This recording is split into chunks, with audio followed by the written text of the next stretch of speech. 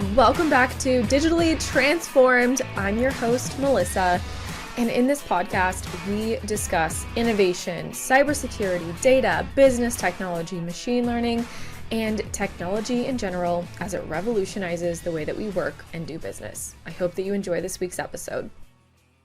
What is the hype of NFTs?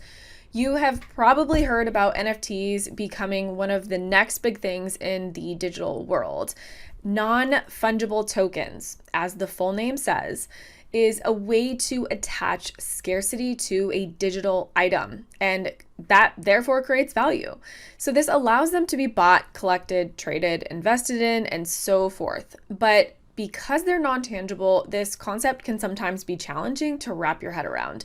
So today we're going to talk about what exactly is an NFT, how do they work, why do we even need to create this artificial scarcity, and we're going to really get into it. So here's a quick dive into this growing trend and what people are doing with it. So first, let's get into the lowdown on non-fungible tokens, or otherwise heard as NFTs.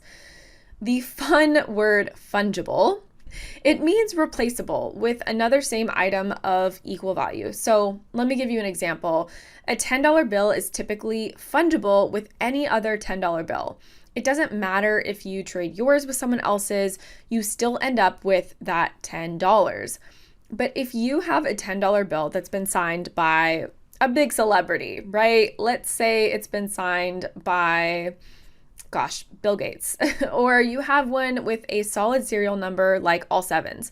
It could be worth $1,000, or it could even be worth more than that. A rare and unique bill would be basically considered non-fungible because it's non-replaceable. So the token here refers to a digitally minted certificate of authenticity that's recorded on a public blockchain. So that blockchain is also called a distributed ledger technology, or DLT, and it's unchangeable. So it's in permanent record of transition. So once a unique certificate of authenticity, which is technically the non-fungible token, is made for a digital item, then that item becomes unlike any of its copies.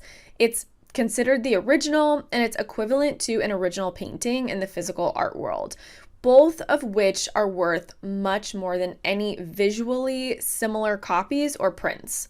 And while these items can be replicated for infinite number of times, there's only one original, and it's non-fungible.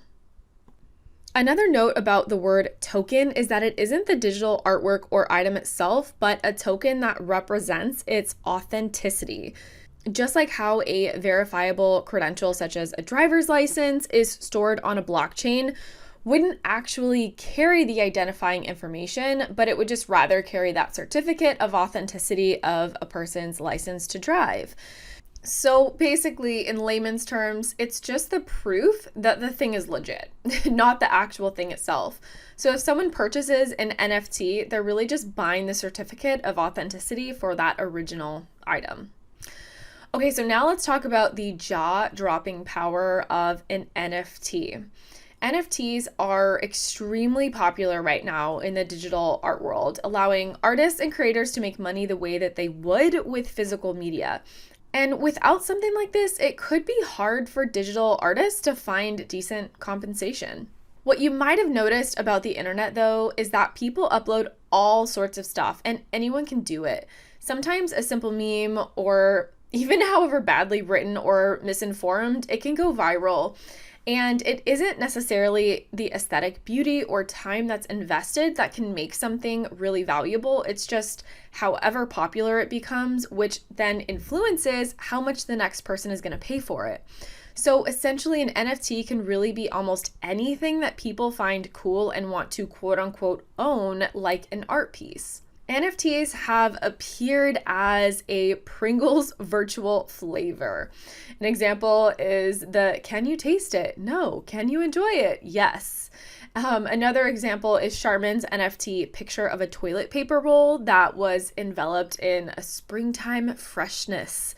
And there was even one guy who recorded himself farting and sold it as an NFT for hundreds of dollars.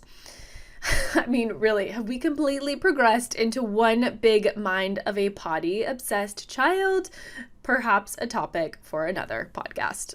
So some of these things can really make non-fungible tokens, NFTs, just kind of seem like one big joke. But really, they're an extension of the already unbelievable paradox of monetized trade that we've been already doing for centuries. And this is something that doesn't even physically exist that can have such a real impact on people's lives. Money that isn't backed by gold is, in a sense, just an agreed upon figment of our imagination. And yet, those who don't have enough of it can starve. It really isn't all that grim though. One upside to NFT that seems to be fairly common is that for the creator to donate funds from purchases to a cause that could really use it, which is what Charmin is doing with the sales of its NFT artwork.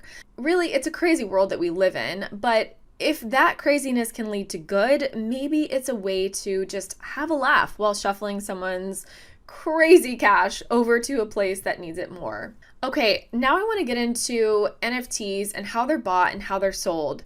So for those that want to raise money for a cause, you can sell digital art, or you can try your hand at something risky but potentially high reward investing.